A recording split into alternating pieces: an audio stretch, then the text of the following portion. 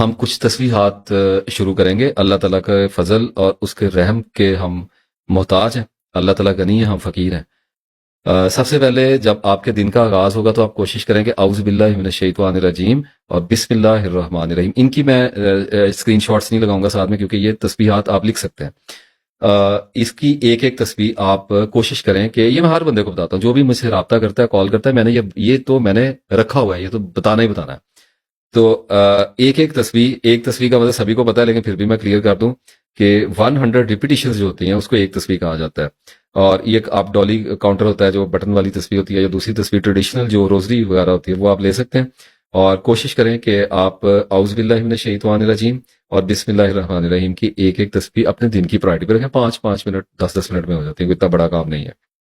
اس کے بعد یا سلامو کی 3 تسبیحات 300 بار، یا سلامو یا سلامو یا سلامو. اور پھر لا حول ولا قوت الا باللہ. لاحول کے بارے میں بڑا مسکنسیپشن ہے. ہال جو ہے یہ حوالات اور تحویل سے کنیکٹ کرتا ہے، اور اس کا مطلب ہے لا حول nobody can transform his اور ہر لائف.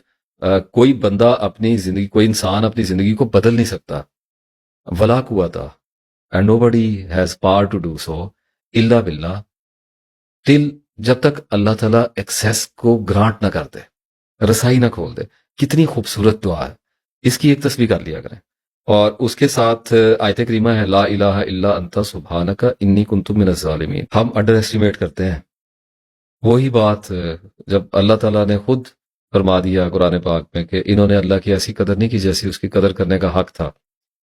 تو بات یہ ہے کہ یہ جو آیت کریمہ ہے نا، یہ جب پڑھی گئی تھی نا تو ہمارے پیغمبر، ہمارے سردار ہیں، ہمارے فور فادرز ہیں، ہمارے استاد ہیں حضرت یونس علیہ السلام، انہوں نے اس تسبیح کو مچھلی کے پیٹ میں پڑھا تھا. اور میں حیران ہوا.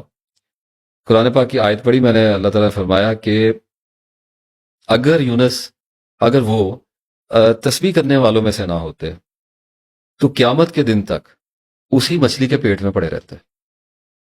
میں نے یہ آیت پڑھی تو میں نے کہا اللہ تعالیٰ نے یہ ریفرنس کیوں دیا ہے. تو تھوڑا سا ریسرچ کیا تو اتنی بڑی مشکل بات تھی. آج تک ایسی کوئی پاسبلٹی نہیں ہے کہ مچھلی کے پیٹ میں کسی ویل وغیرہ کے، شارک کے سٹمک میں گیا ہوا بندہ واپس آ گیا ہے. کوئی پاسبلٹی نہیں ہے. اس لیے اللہ تعالیٰ نے کہا کہ جہاں پہ چلے گئے تھے اگر تسبیح کرنے والے نہ ہوتے تو قیامت کے دن تک اسی پیٹ میں پڑے رہتے. اس کا ایک مطلب ہے کہ آپ جب آیت کریمہ شروع کریں گے، ایک تسبیح صرف لا الہ الا انت سبحانک انی کنت من الظالمین، کوئی بڑا تردد آپ کو میں نہیں دے رہا، زندگی میں ایک تسبیح، روزانہ کی ایک تسبیح. کیا لگتا ہے شروع میں 10-15 منٹ، 15-20 منٹ، 15 منٹ لگ جائیں گے، 20 منٹ لگ جائیں گے، اس کے بعد 1.5-2 مہینے میں 10-10 منٹ پہ آ جاتی ہے تسبیح. یہ میرے اللہ کی عادت مبارکہ ہے، سنت مبارکہ ہے. جو اس کے کلمات کو پڑھتا ہے وہ اس کو یاد کرتا ہے.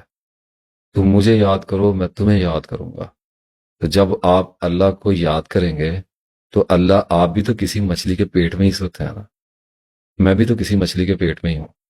ہم ہر وقت کسی نہ کسی مسئلے اور کسی نہ کسی بہت بڑی مصیبت کا شکار ہوتے ہیں. تو آپ جس بھی مچھلی کے پیٹ میں ہیں، آپ پڑھیں آیت کریمہ، اللہ آپ کو وہاں سے نکالے گا. یہ اللہ تعالیٰ کی عادت مبارکہ. وقت لگ سکتا ہے، ساری زندگی پڑھیں.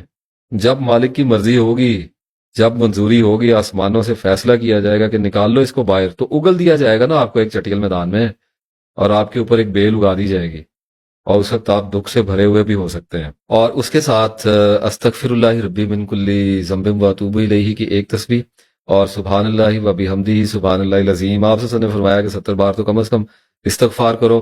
تو استغفر اللہ یہ پڑھیں تسبیح، اور اللہ سے 100 بار معافی مانگ لی دن میں. اور اس کے ساتھ پھر سبحان اللہ و بحمدہ سبحان اللہ العظیم کے بارے میں فرمان جاری ہوا کہ جس نے 100 بار ان کلمات کو ادا کیا، اس کے گناہ اگر سمندر کی جھاگ کے برابر بھی ہوئے تو معاف کر دیے جائیں گے. تو پڑھیں. اب یہ میں نے سیٹ بنایا، میں نے یہ کچھ چھوٹی سی تو تسبیحات ہیں، کتنی ہیں، کچھ بھی نہیں ہے. اگر ان کو ایک وقت میں بھی پڑھیں گے تو زیادہ سے زیادہ hardly it will take 45 minutes of your precious life my dear viewers. ان تسبیحات کو شروع کریں اللہ تعالیٰ کا نام لے کر. اور دیکھیے ان کو پڑھنے کے لیے میں بار بار بتا چکا ہوں، لیکن پھر بھی تشنیع رہتی ہے کیونکہ ہر بار مجھے کچھ ایسے لوگ ملتے ہیں، obviously they are bound to visit، جو پہلی بار لینڈ کر رہے ہوتے ہیں، نیو برڈز. اور اس میں یہ ہے کہ صبح والی تسبیحات کی تو کوشش کریں، اعوذ باللہ اور بسم اللہ کی تسبیحات تو آپ صبح مارننگ میں رکھیں. باقی جو تسبیحات ہیں ان کی کوئی پابندی نہیں ہے، کوئی پروٹوکول نہیں ہوتا، کوئی وضو کی قید نہیں ہوتی، بار بار بتایا ہے. کوئی ذہن کو فوکس نہیں کرنا ہوتا، کوئی جائے نماز پہ بیٹھنا ضروری نہیں ہوتا. چلتے پھرتے اٹھتے بیٹھتے کروٹوں کے بل اللہ کو یاد کرتے ہیں، اسی طرح سے کرنا ہوتا ہے.